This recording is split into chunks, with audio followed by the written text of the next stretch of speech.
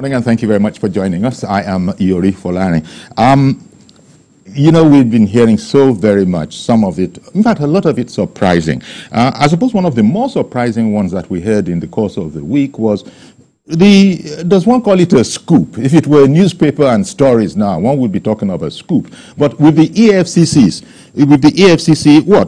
the 753 duplex houses that have been discovered in Abuja, is it really discovered? Since it's hard to hide 753 items, each of them the size of a house, because that's exactly what they are, 753 duplexes, we hear, have been confiscated by the EFCC. It is being referred to as the biggest catch. So that was my sort of trying to allude to the concept of a scoop. It's the biggest haul. Okay, our guest this morning, we have a couple of them actually. Let's start off with Mr. Lanre Suraj, anti-corruption crusader. He's also chairman of HEDA. I understand he's reaching us from Ghana, where he's over there monitoring the elections. Good morning to you, Lanre. Is that, was I accurate there? Are you in Ghana to monitor the elections?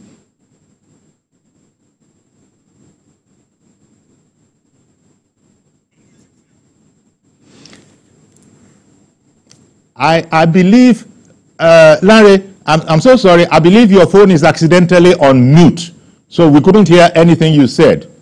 Your phone must... Oh, sorry. Okay, now it is unmuted. Yes. I don't know how the system got into it. Yeah, you're precisely correct. I'm in Ghana to monitor the presidential election tomorrow. Yes, that is where I'm speaking to you from. Okay, well,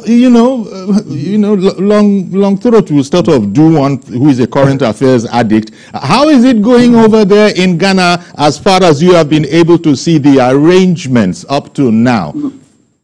Yeah, I think the Ghanaian, the atmosphere you can still see is very peaceful and well coordinated in terms of the preparation and also some of the observation we've seen on ground. The electoral official is ready, the law enforcement agencies. It is not unusual what you will see in some of the countries, including even Nigeria sometimes, where you would have seen the build-up to like some kind of very heated environment that you can tell in some situations that you might have some kind of breakdown of law and all that. But that has not been the situation so far. And some of the election monitors have moved also outside of Accra to other places across Ghana to see the situation. So by tomorrow we would see what it would look like pre the election in the morning and then post the election afterwards by tomorrow evening and next tomorrow. Indeed. Well, thank you very much for that snippet, as it were. You can be sure TVC is going to be on it. TVC is going to be on it, and so you get further details of that. Because Lanre Suraj is with us for another subject, and it's about the war against corruption in his beloved country, his and our beloved country. I introduced him as a, as a crusader against corruption. Now, what do you make of the news that the 750 buildings, duplex houses that have now been reportedly, I think the owner or the, shall we be using the word alleged? The alleged owner has now been uncovered and it has been put out there. What's the information you have? Yeah, I mean, so this is where the EFCC is making one of the biggest, cash and also result from over 740 buildings. That the Commission and other law enforcement and anti-corruption agencies should adopt the civil forfeiture mechanism for the confiscation and also forfeiture of proceeds of crime. It does not necessarily even have to be public office holder alone. It could also be private, persons who might sometimes be connected with public office holders.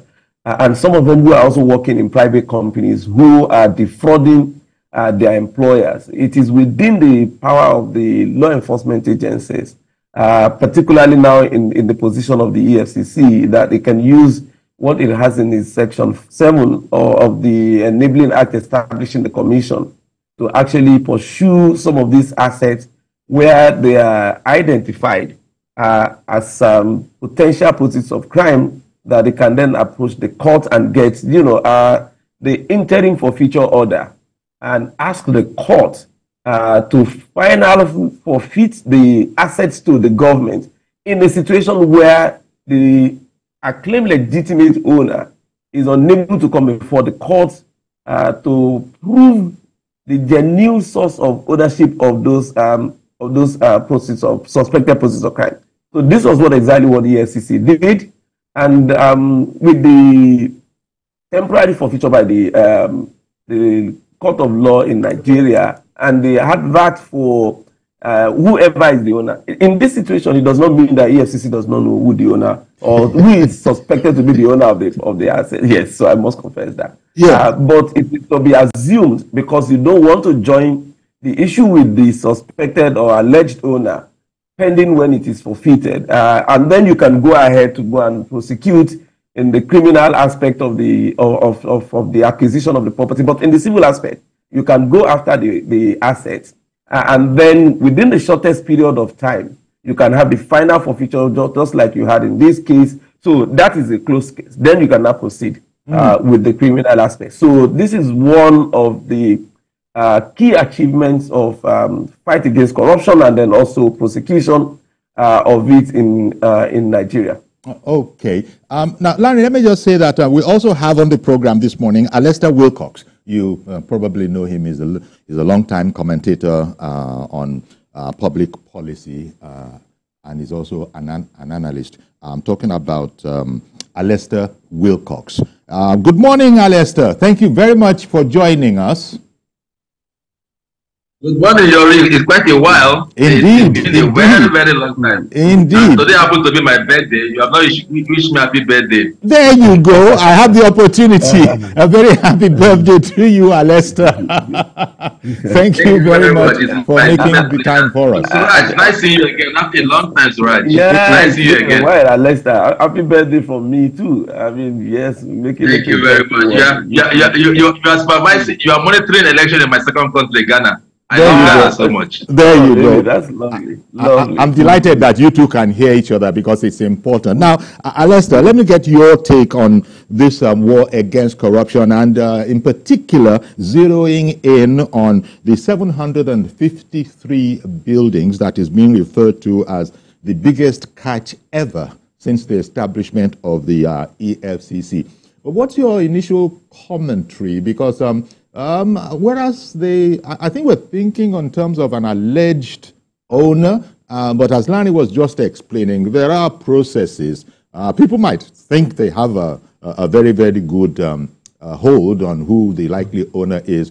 But, Alistair, you are used to this, these kind of strictures of one has to be careful. What is your take on this whole matter, the ownership of the 753 duplex houses, and how elephants happens to be marauding all over the place, and not one person from law enforcement saw any elephants or anything unusual about having 753 elephants just arising out of some place. Yeah. If you ask me now, who I go ask? But of course, the program has to go. Because I think just like Suraj said, we must give the EFCC some pat on the back, some slack with respect to this. Even if everybody have a lot of observation about how the EFCC has been conducting themselves, the truth of the matter is, if EFCC should really do their work, there will be more than 753 houses, duplex or estates in Abuja. Abuja is a beacon of corruption. I mean, let's face the fact. The houses, the estates in Abuja, I mean, they are all owned by either a politically exposed person, civil servants, and all whatnot. So it's not on. It didn't come to me as a surprise that happened, and I'm expecting that more, because if you go to Abuja. I mean, I know when I started going to Abuja, sometimes in 1999, thereabout, when I started going to Abuja, I know that from the airport to the main city, it's bush on both sides. But today, what do you have? All kinds of structure, yes, development, estates, all kinds of estates. Some people cannot even afford. People are buying as if tomorrow is not, wouldn't come. So there is so much massive corruption in Abuja.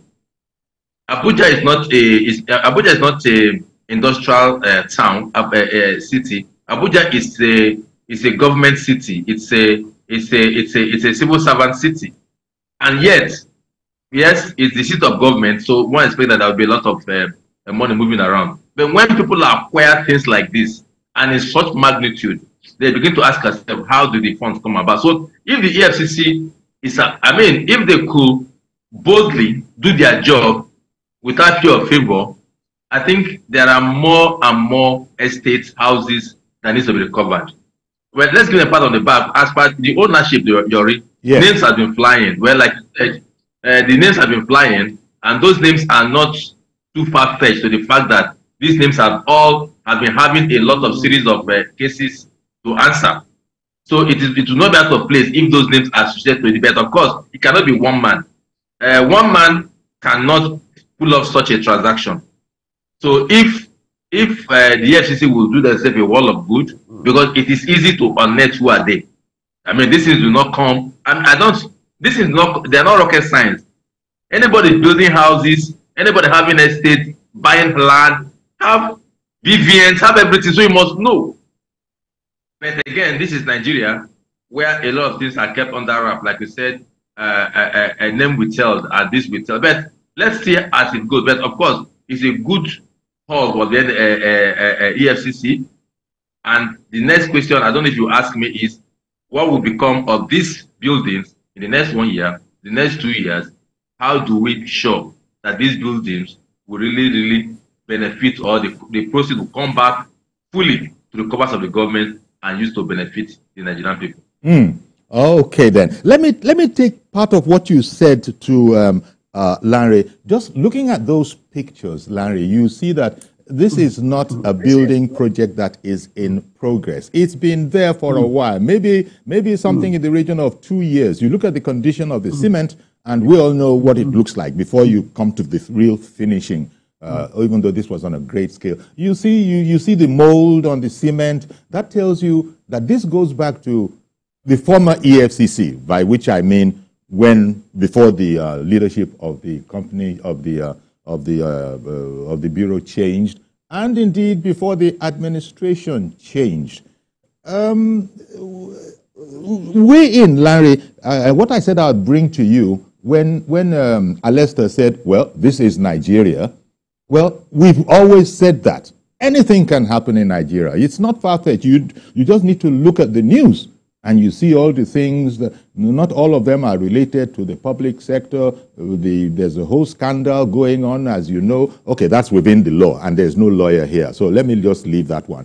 There's a scandal going on, within the law and all of that. So, but as I said, it's possible for us to leave that one out because we're looking at public corruption. There is corruption, and then there is public sector corruption. When Alester said, well, this is Nigeria, it's a statement that all of us use far too often. Do you think the time is coming when we won't be able to justifiably use that expression? This is Nigeria, because that seems to indicate that it has always been like this. Nothing will change. It is Nigeria. We know our way. Yeah, that's very, very much correct. And unfortunately, it's really sad that we have a golden opportunity that was actually missed due to the greed and also commitment from the side of some of those that were saddled with the responsibilities of administering the affairs of the whistleblower policy that was enacted by the previous government. That was a very good, veritable tool that was meant actually to assist the government in promoting whistleblowing on the part of the citizens, the broad citizens, even though there was the effort at guaranteeing some kind of, appreciation which goes to the whistleblower if some of these illicit assets are identified and reported to the law enforcement agencies. And that was really yielding results. I can tell you, there's nothing that is hidden in Nigeria. It is just the circumstances that would either determine whether people would come forward with information or otherwise. It is not rocket science. I can assure you, the moment that EFCC or whoever gets to within that property, conducting some measure of surveillance or intelligence gathering, or even go to some beer parlors around that area, you would get to know from either the bricklayers, the architects, or the plumbers, indications about the ownership of those properties. And that is what we need around the country. And it's available all over there. And like I was saying, with the whistleblower policy, the policy of the previous regime, people were going forward to actually volunteer information until it became apparent that the Ministry of Justice in particular, that was coordinating the process of both collecting the information and at the same time rewarding the whistleblower, became immersed in the allegations of corruption itself. The information given by whistleblowers were traded with some other persons of interest with the administrators in the ministry.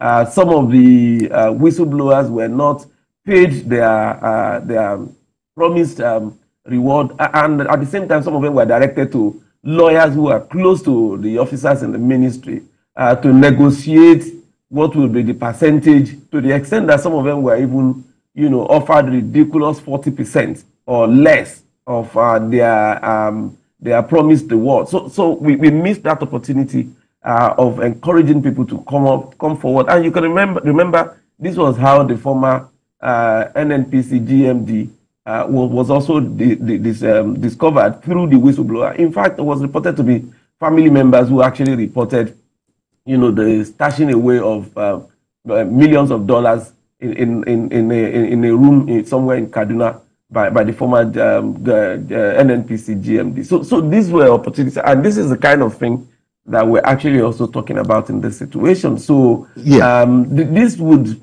possibly change that narrative, that mentality that will say this is Nigeria, anything will go, and then you can get away with it. What you can see is, obviously, with the change of government, something actually changed. So possibly the source of the illicit fund also either stopped or got drained, and the construction could not easily just continue like you would have expected. But it is happening, and it must not stop. So we must continue to challenge the anti-corruption agencies in the country to deal with this, because we, like Alexis said, go to Abuja and you will see avalanche of all these kind of properties, massive buildings all across the places without even any trace asset. And there's also the need to start improving the standard of construction in this country, to the extent that the law provides that you must display as part of the information across the building who is building, what you are building, who is the owner, who are the beneficiaries. All this information should be displayed so that people can start seeing who is building what at any point in time. Okay, Lanre, let me bring parts of this to Alester. Because what Lanre has said, and indeed what you had also spoken of when we were speaking, is this whole corruption. So I wanted to ask you, Alester,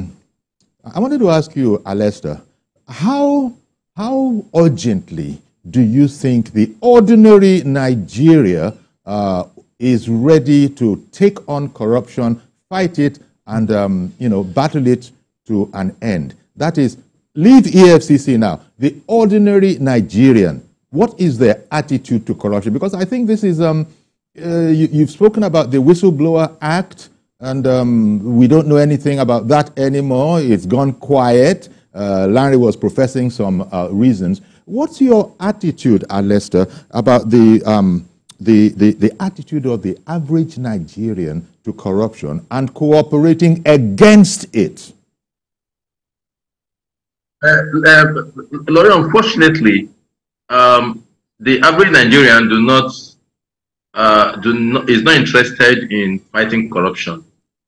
That's the sad reality. The average Nigerian is interested in condemning if it's not If it doesn't favor you, that if it's not from your side, if it's not your person that is corrupt, that so that it can drop to you, you condemn, just condemn, maybe social media hype. But if it favors you, if it's your brother, your family member, your tribesman, your religion, somebody from your religion, you defend. And then the next thing will be, it's not only him, or he didn't do anything wrong. Or he took your money. He has not done, or who has said his money is missing. Exactly. Who has said his money is missing? I remember years back, during when I can't remember his name now, was the GMD of NNPC during the Babangida time, and the man was fired, and that's when I knew that Niger Delta people rose up. The first time they rose up to say, "It's our money. It's after it's our song." That was years back, and that attitude has continued.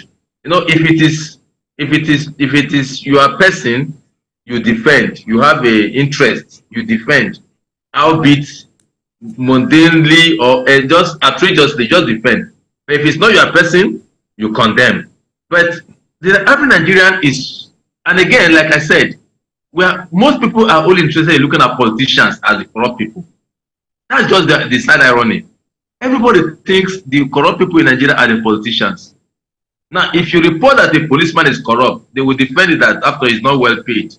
If you report that a civil servant is corrupt, they say after all, how much is their salary? So we explain or defend certain elements, and then everybody is looking at the politician as the most corrupt people. But I said no. The politician will spend 4 years, maximum 8 years, but let's say for governor or for whoever, and he leaves. But the civil servants, which most people have tagged the evil servants or the bureaucrats, they are either there for 35 years or till maybe they get 60. Even sometimes they manipulate their ages and they get to 65, 70. So this time professors get to 70. A form of corruption in itself. For me, that is where the corruption is embedded. Because a Nigerian seems to enjoy when your brother goes out and comes back with loads of goodies. You are happy. You don't ask where it's coming from.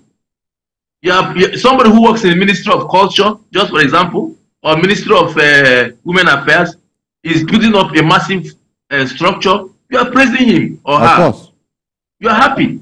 Okay, tell you what, Alistair, I beg your pardon. I've got to take a quick break now. We'll be back in a jiffy. We'll continue this conversation and also include calls. Stay with us, please.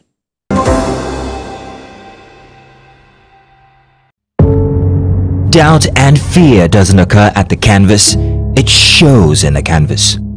It shows the conation of raw earthen material slabbed, stroked and molded at a pace provided by the doubt and fear.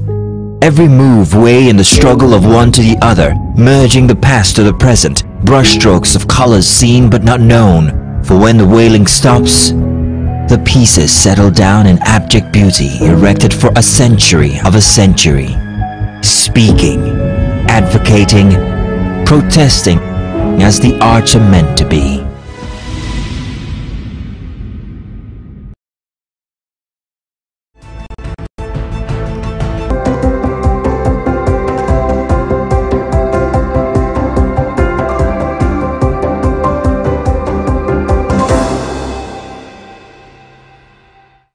Okay, welcome back. Our guest, Alistair Wilcox, who is a chartered accountant and public policy analyst, as well as Lanre Suraj. He's an anti-corruption crusader and chairman of the Human and Environmental Development Agenda. Our guests are reaching us remotely this morning. Just before we continue, gentlemen, Ibrahim has called in. Good morning, Ibrahim.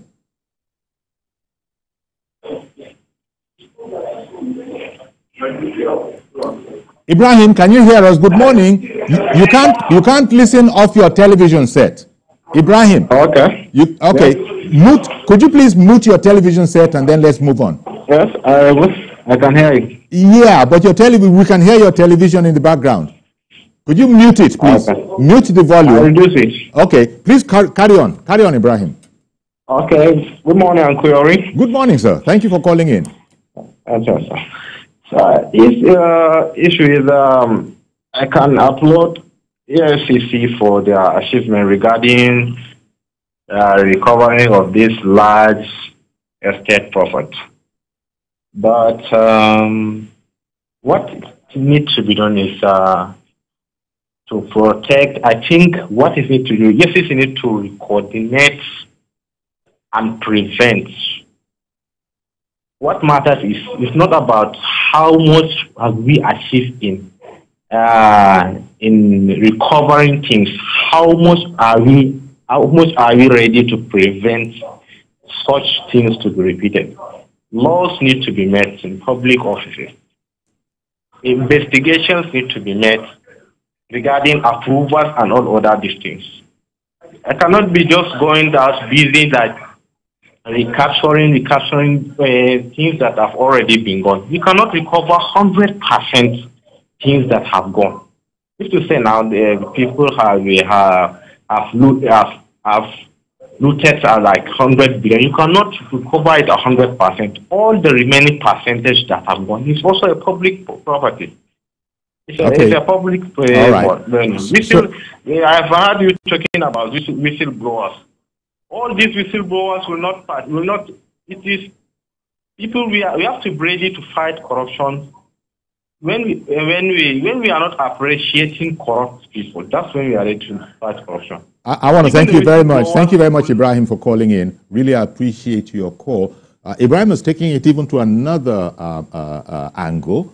How does one prevent people launching on such a scale as this one, where we're talking about 753 duplex houses, allegedly belonging to one man? We don't know for sure. It's like all due diligence must be performed, so we know exactly who we're talking about and who to charge. Again, it's the law, and I suppose there's no escaping that. There are rules, there are legal rules.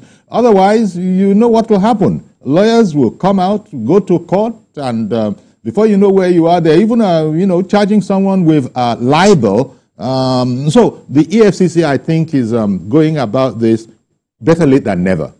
The EFCC can't say that it didn't see that such a massive construction was going on. But here we are now, and they say they are doing all the due process. So the conversation has sort of shifted, and let me come back to you, Larry, to the point of how do we prevent this kind of a thing? Because apparently, and please, rule me wrong if indeed that is the case, Nigerians don't like to come forward and talk about anybody else who has made it. Lester was alluding to the fact, if it's your site, if your uncle or your relative or your friend or your paddy, then you sort of go quiet. There's not this uniform, aversion to corruption. Would you accept that as indeed a premise, or do you think we're missing something? Nigerians apparently don't want to be involved. They don't want. They even might begin to think of it along the lines of it's their luck. Larry, are you still with us? Yes. Can you hear me? Yes. Now I can hear you. Sadly, that was the situation that have just been foisted on us by. Not even in our tradition usually. That was what was foisted on us by most especially our politicians and the elevation of those who are more or less with criminal tendencies and background within the system to promote, the culture of silence. But Nigerians are not usually, when you go down the memory lane. We're people who would criticize and condemn bad behavior to the extent that even if you're suspected to either be a criminal or to have either been suspected ritualists around that time when you have those kind of situation, or people within the community suspects you to be living above your means, people would ostracize you.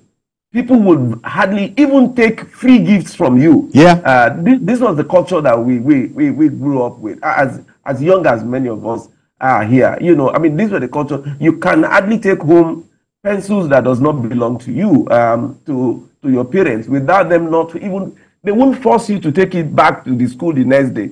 You would be forced to take it back to school that same day. even if there's nobody there, you go and give it to either the principal or anybody. Well, that is the culture. And that was why I also brought back the went back down the memory lane to also remind us about, the whistleblower policy that actually was tested by the previous government between 2015 and then 2018 before it's collapsed. So there's that tendency that people will come forward. Okay. Now, I beg your pardon, Larry. Sorry. But unfortunately, because the system, so there was a time where you will go and report crime to the police, and before you know what, the criminal is aware of the source of that information to the law enforcement agency. So how do you continue to expose people to that kind of threat and the rest of that? And I just also alluded to that. We actually trained investigative journalists. We connected them with some of the law enforcement agencies. They started assisting, but there's always that behemoth, the one that we always talk about with the Ministry of Justice. Exactly. Let me pick up, Larry. Let me pick up the Justice Ministry aspect of what you said and bring it to Alester. Alester, you people, well, not you people, because there's no lawyer among us, but even non-lawyers, we use the quote-unquote trite saying that the courts is the last bus stop of the ordinary man and all of that.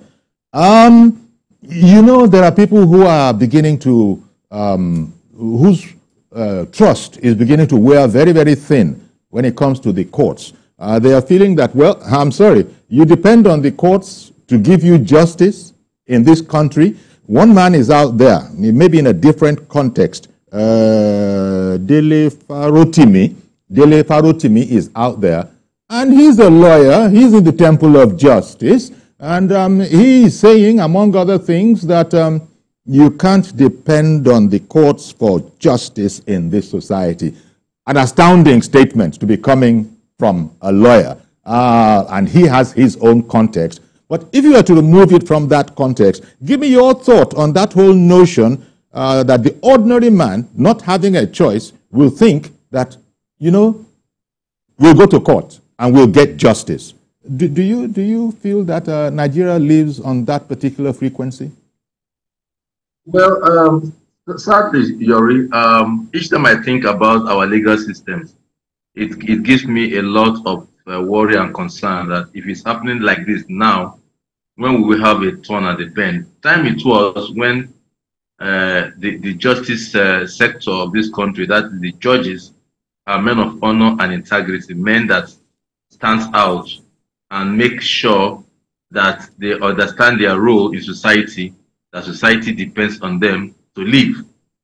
But, well, that cannot be said of today, because if you look at even how are judges appointed recently, these days, judges are not appointed by those that know school, those that keep notes, those that are families and friends of either retiring judges, children, spouses of politically exposed persons.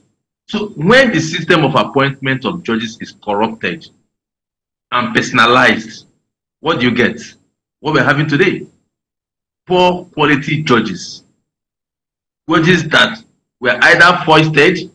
For instance, a father is retiring or a mother is retiring. He said, my daughter should just enter.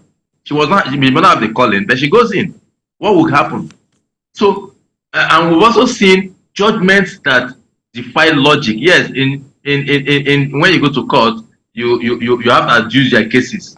But when you go to court and you have adduced all the cases and the judgment defies logic, or you have judgments that you can concoct overnight, even when the judgment are leaked and said this judgment has been written by so person, it will be delivered on so day. Yes. The judge will still go ahead, will not shame without being ashamed that he has been caught. We still go ahead and deliver that judgment. I was in court for 4 years at the National Industrial Court, for 4 years. And my case was dismissed, was thrown out. Even when I had, because I was challenging an establishment. That is me, Alester Wilcox. I was challenging an establishment.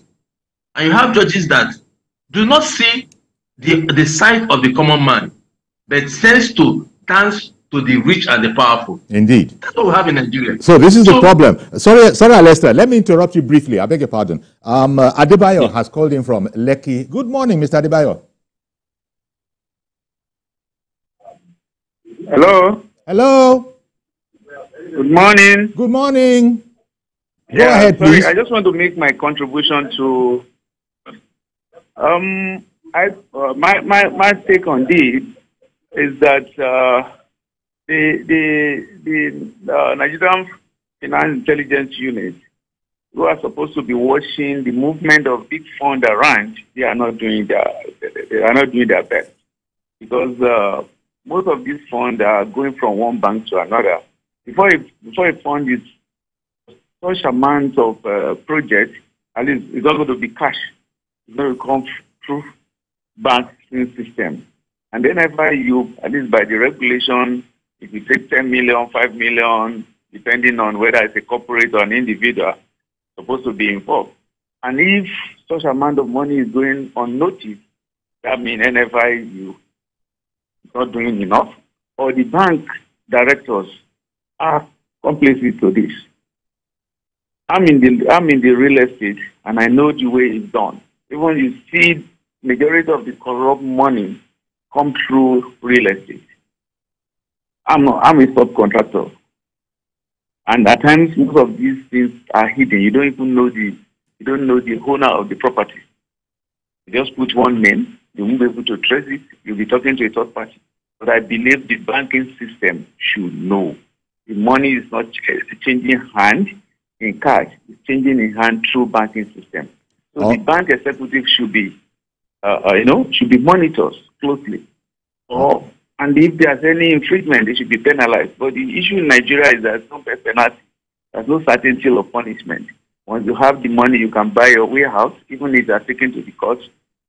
You may come out, on strike. Okay. So it's a big problem. And we all need to do that if we want the country to move forward. Thank you. Thank you very much, Mr. Adebayo. Larry, again, because it's so much in the news, although we're not treating the particular subject right now, going back to Dele Famoroti.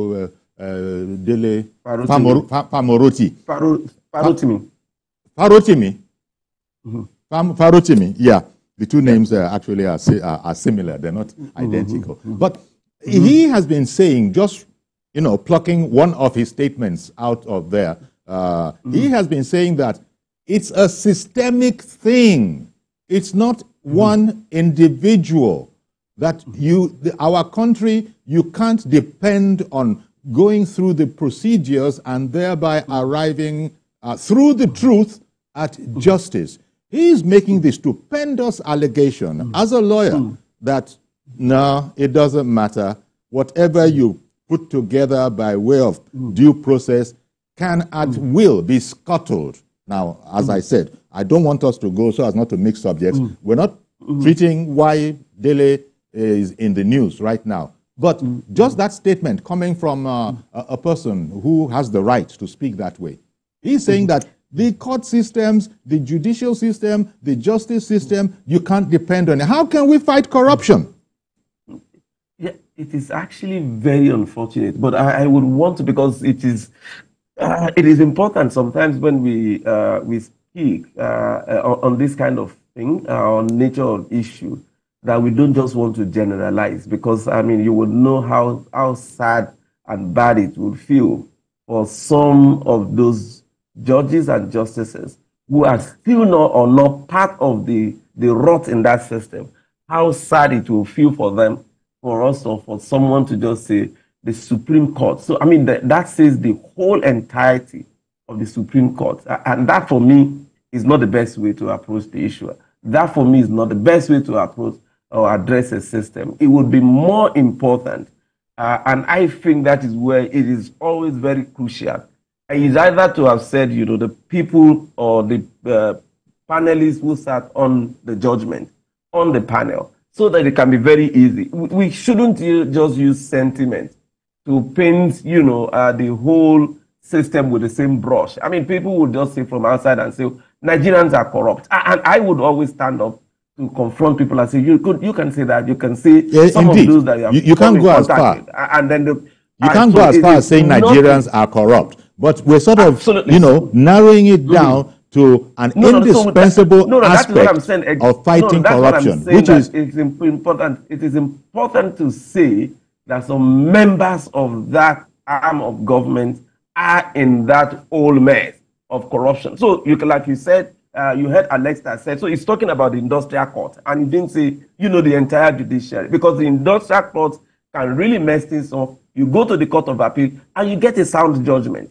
And as you go to the Supreme Court, you get, so it is not every time that is so, but like you said, that we didn't also go to what the merit or otherwise. But the most important thing is the freedom of expression and also the right of people to speak should not be criminalized. So even if we have defamation that people want to challenge, they should challenge it through the civil procedure, and the law enforcement agency should not be used to harass people from exercising their fundamental right to freedom of expression and speech. If there are criminal element of that, we're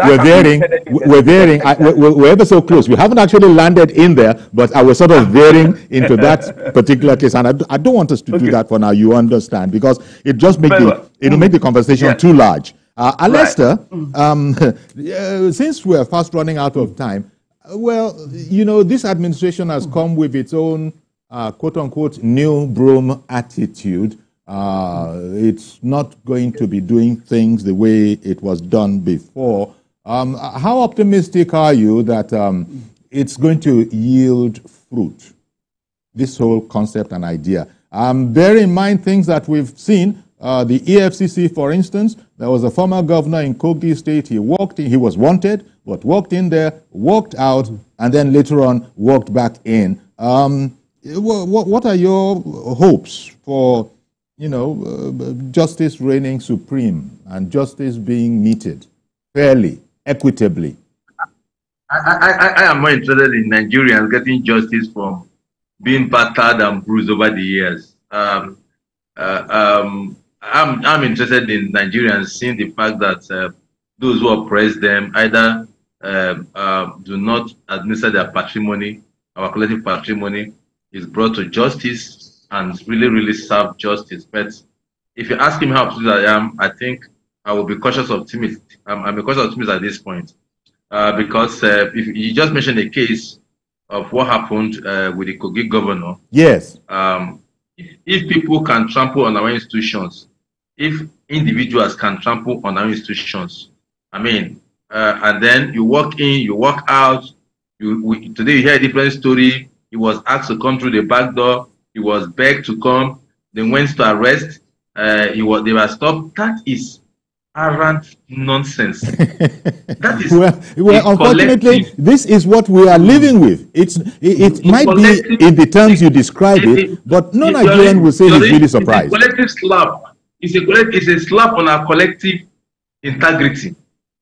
Because we are talking about our institutions here.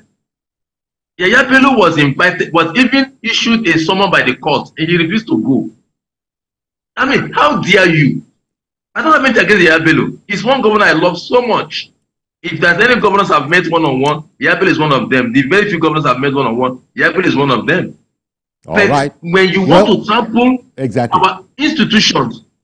our institutions, because you see, when people don't disrespect the police, I feel bad.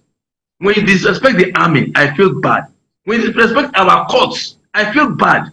When you disrespect our law enforcement agencies like the EFCC, the DSS, I feel bad. Because that is the only thing we have as an institutions that will guide us, that will make a good society. Okay. So no one man should. So I'm interested in seeing how EFCC will navigate themselves through all these models, because as far as I'm concerned, Emefiele walking back. Sorry, I'm using that. Emefiele walking back to EFCC, strolling in, is an arrangement, and I'm waiting for Emefiele to be given a bill. I'm not expecting to be given it. Okay, I'm waiting. I'm just having a cautious optimism to effect that.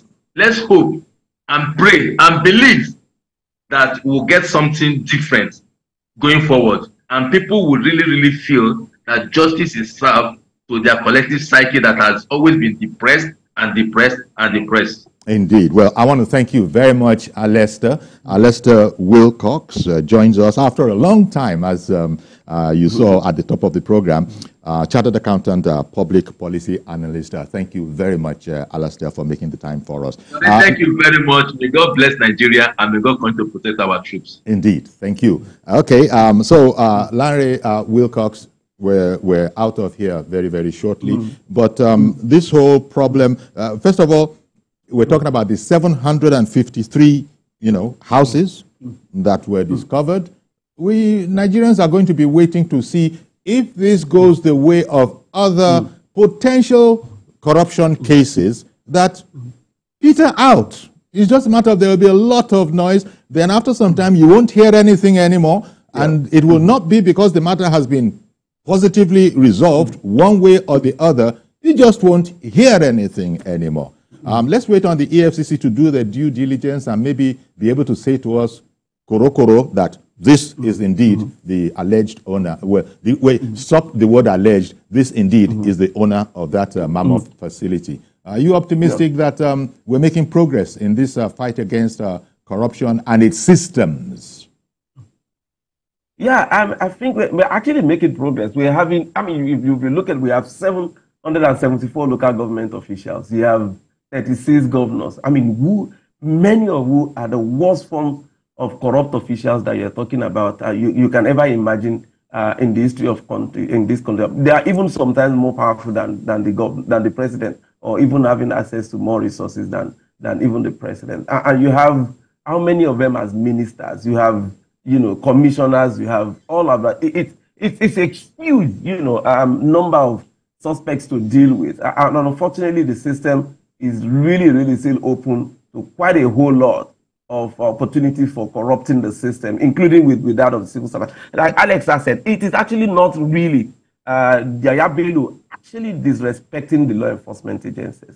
And I would beg to differ. It's actually the law enforcement agencies, the DSS and the police, and the leadership of the both of them stand indicted in the Yaya Bello case, because the Yaya Bello went to court, and the Court of Appeal even ruled on him that went to court and said, go and submit yourself to the court. All right. And each time EFCC attempts to arrest, we're going to have to leave it. The law enforcement agencies that are protecting him. So we need to actually put it at their doorstep. We're going to have to leave it here. We're going to have to leave it here. And I do thank you. I thank you as well for making time for us this morning. Larry Suraj, Anti-Corruption Crusader, Chairman, Human and Environmental Development Agenda. Thank you very much. And especially taking time out of your schedule over in Ghana, where you're busy monitoring the elections. Thank you both, gentlemen. Alester Wilcox and Larry Suraj. Okay, that's our program today. We're going to have to leave it here for now. Do join us again on Monday for a fresh edition. I am Iyori Folarin. Bye-bye for now. Do have a great week.